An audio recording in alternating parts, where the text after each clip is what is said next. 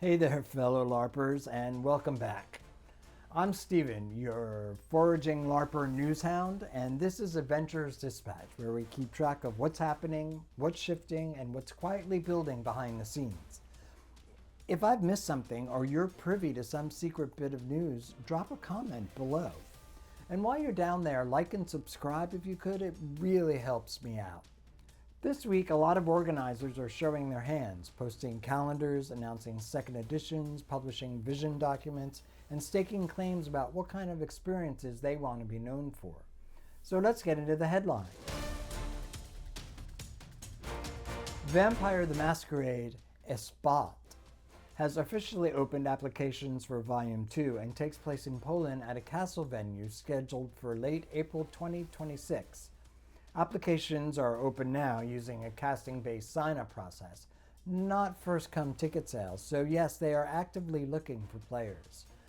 What makes LARP stand out is that it's built entirely around sect ideology and internal fracture. Instead of a sprawling social sandbox, you're dropped into a tightly defined political and philosophical conflict where belief systems, loyalty, and betrayal are the core engines of play. If you love vampire LARPs for their moral tension and factional politics, but feel burned out by endless city games or multi-year continuity, this is a focused, contained experience with a clear beginning, middle, and end.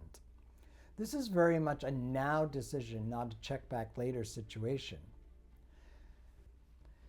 Demon, a dark fantasy LARP taking place in Finland and developed by the team behind Illusory Projects, is open for registration, with a public information and sign-up page now live.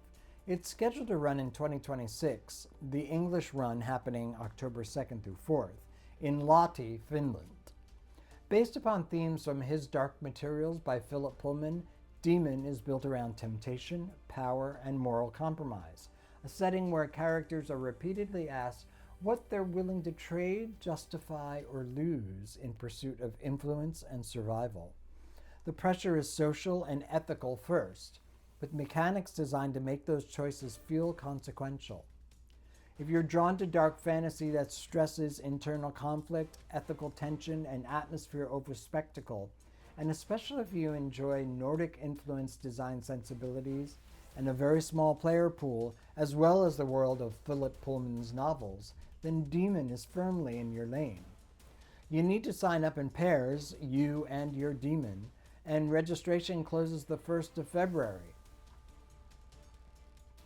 Frostpunkt, The Last Recon, has confirmed officially licensed LARP runs in Poland, scheduled for February 2026, at a fortified historical site. This is a survival-focused LARP built around cold, scarcity, and moral collapse under pressure, and it's explicitly supported by the creators of the Frostpunkt video game. Players can expect physical hardship, resource management, and ethical dilemmas baked directly into the structure of play. If you've ever wanted a survival LARP that doesn't pull its punches, and you're willing to travel, this is a real, dated, actionable project. The website says there are a few spots left, and the sale ends January 18th. So get a move on if you're interested.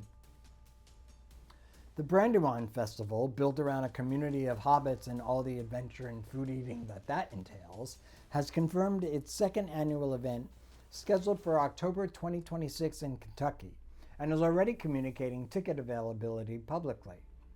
This is a festival-style event, not a single LARP, combining theme play, community gathering, and an immersive atmosphere. The second years matter. The venue worked, the attendance was strong enough, and the organizers believe that the model is sustainable. So if you're interested in LARP-adjacent gatherings that prioritize community and discovery, this is one to keep on your calendar. A reminder now that Grimoire Productions currently has tickets available for Lies and Liabilities, a Regency-era set social intrigue LARP scheduled for May 2026 in the United States. In a season where many socially focused LARPs are already waitlisted, this one still has space, which means you actually have time to read the materials, think about fit, and opt in. Strike the Colors is back with a new run scheduled for the 5th through the 8th of October 2026. It hasn't opened for registration yet, but putting the date on your calendar if you're interested is a good idea. This is a Nordic-inspired piracy LARP played on a real traditional sailing ship departing from Kapellen Harbor in northern Germany. So the setting isn't pirates as costume, it's pirates while you actually sail. The game is set at the end of the golden age of piracy with a tone that mixes swashbuckling fun with darker pressure, loyalty versus self-preservation, betrayal, and the question of what piracy even means when the world has moved on. Sign up is not listed as open yet, but it's explicitly marked sign up soon. So this is a get it on your radar and be ready item, especially if you're into the fact that the physical reality of the experience is part of the game. Actual sailing work, limited space, possible seasickness, all add up to a game that can be physically intense to say the least. If you've ever wanted a LARP where the environment isn't just scenery but an active mechanic and where teamwork is required both in-game and out, this is exactly that kind of experience.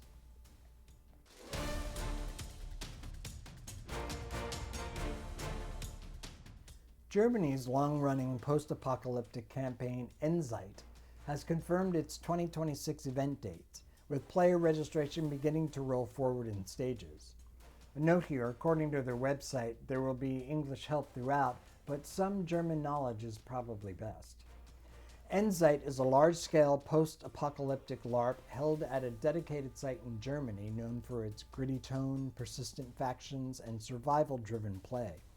The key news here is calendar certainty. Players now know exactly when Endzeit is running next year, which is critical for an event that draws heavily from across Europe. Check the website for those actual dates. Out of Canada, the infamous Bickeline has confirmed the dates for its next grand battle, continuing its pattern of publishing core calendar information well ahead of registration surges. Bickeline is one of the largest medieval fantasy LARPs in the world, held in Saint-Mathieu-du-Parc, Quebec, at a permanent in-character village site. Thousands of players attend annually, many of them traveling internationally. It's bilingual, French and English, but certainly knowledge of French helps. The key news here, though, is calendar certainty. By confirming grand battle dates early, Bickeline allows players to plan international travel, vacation time, and faction logistics long before final registration waves or add-on signups intensify. This matters because Bickeline is not a casual weekend game. It's a major logistical commitment. Early calendar publication is often the deciding factor for whether non-local players can attend at all. If a large-scale, high-immersion medieval fantasy LARP is on your long-term radar, this is the kind of announcement you need before registration pressure ramps up. Check the website for dates and availability. In the UK, SOE Resistance is currently accepting waitlist applications for its 3 runs in September 2026. SOE Resistance is a historical immersive LARP inspired by World War II resistance movements in occupied Europe. The game focuses on secrecy, trust, moral compromise, and survival under authoritarian pressure, with players taking on roles inside a tightly structured resistance network. According to the organizer's official site, all primary slots are currently filled, but the waitlist is open and active. And historically, movement from the waitlist does occur as players finalize travel and availability. SOE runs are limited capacity, high demand events, and getting onto the waitlist early is often the only realistic path into the game.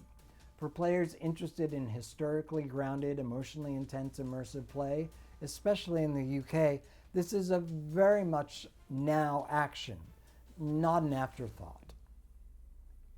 Over in Prague, Good People of Languedoc 1262 is currently accepting registrations for its November 13th through 18th, 2026 run until all character slots are filled. Set in the medieval Languedoc region during the 1200s. This is a structured historical LARP with a capped roster and organized assigned roles based on preference and registration time. This format means spaces literally first come, first assigned for available roles, so players interested in deeply immersive historical play in continental Europe should act sooner rather than later. Paranormal Activity in London just got an update. The West End staged thriller at the Ambassadors Theatre is now being sold and listed through Saturday, April 25th, 2026 on its ticketing page. So if you were trying to fit it in while you're there, you've suddenly got more dates to consider. This production is based on the Paranormal Activity films, but the stage version is a new story within the Paranormal Activity universe. Felix Barrett, the punch-drunk artistic director, is its director, so expect immersive, scary vibes all around. Use the ticketing page to buy tickets as the theater site does not yet reflect the calendar changes.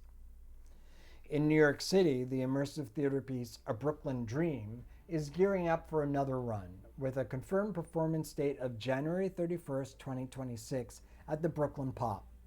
This production blends theatrical performance, film, music, and installation art. Audiences step into textured recreations of cinematic landscapes, cityscapes, and memory spaces, moving through rooms alongside actors and soundscapes as part of a richly layered narrative about family, ambition, and survival. It's been performed several times through 2025, but at this moment, it's one night only in 2026, so don't let it slip by. So how about an overview of what you can actually do this week? Frostpunk. You can buy tickets now. You can apply to Vampire the Masquerade SBOT. You can check out availability for Lies and Liabilities. Demon in Finland is open for registration until February. Brandywine Festival is open for tickets. SOE Resistance has some spots on the wait list. The Good People of Languedoc is open for registration.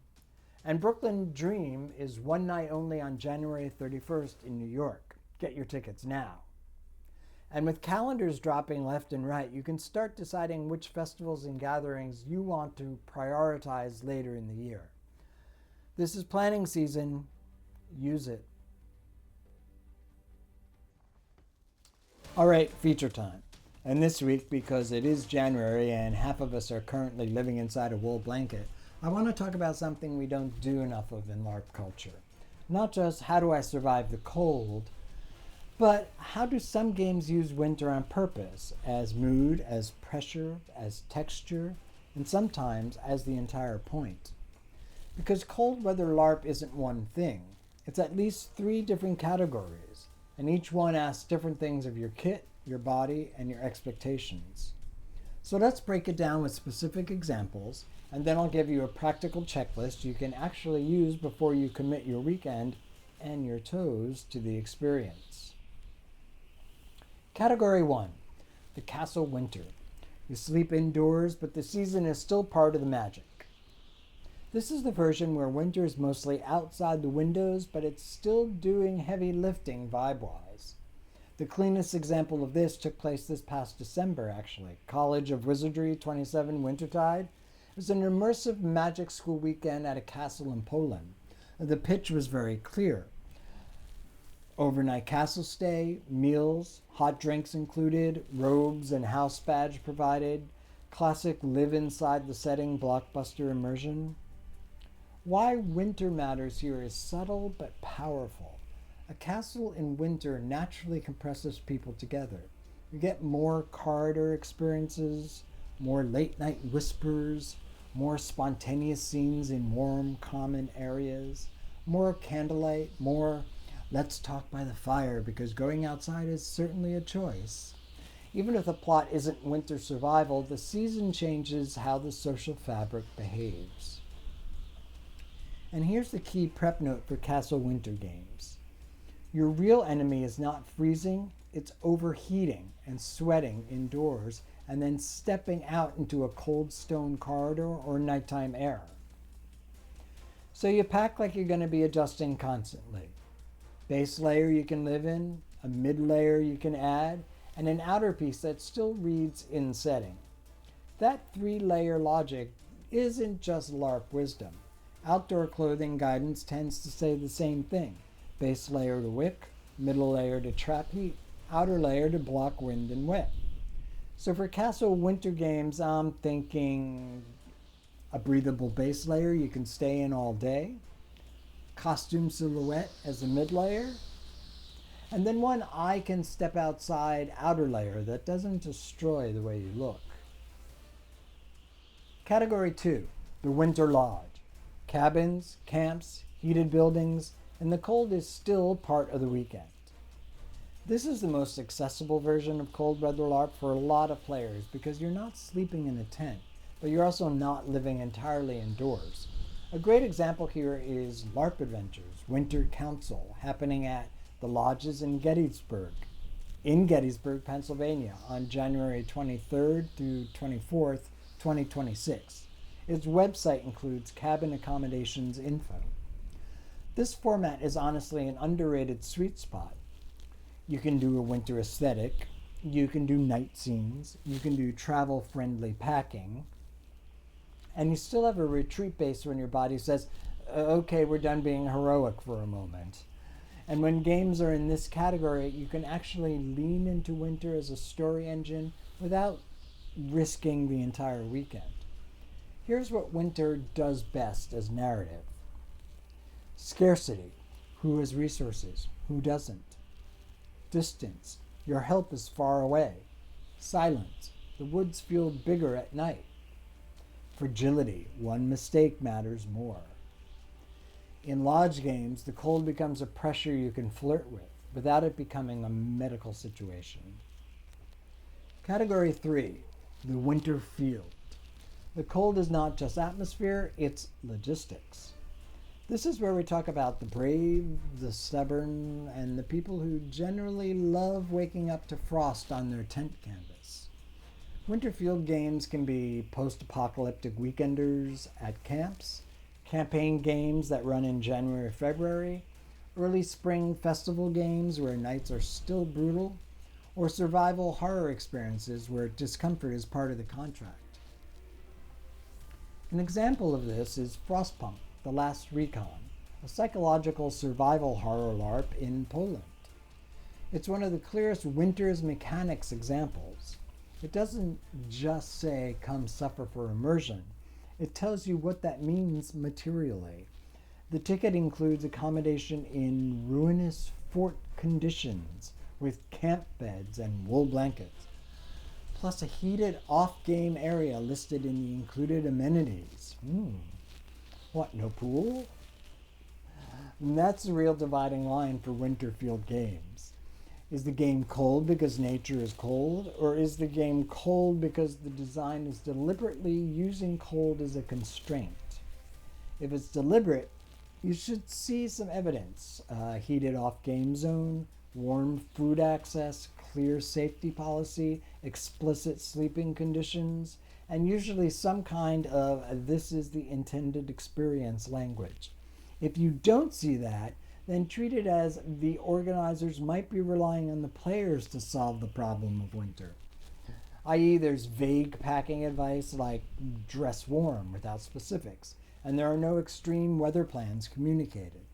That means you need to be more conservative, which means choose the safest lodging option, heated cabin, bunkhouse, over tent if you have a choice.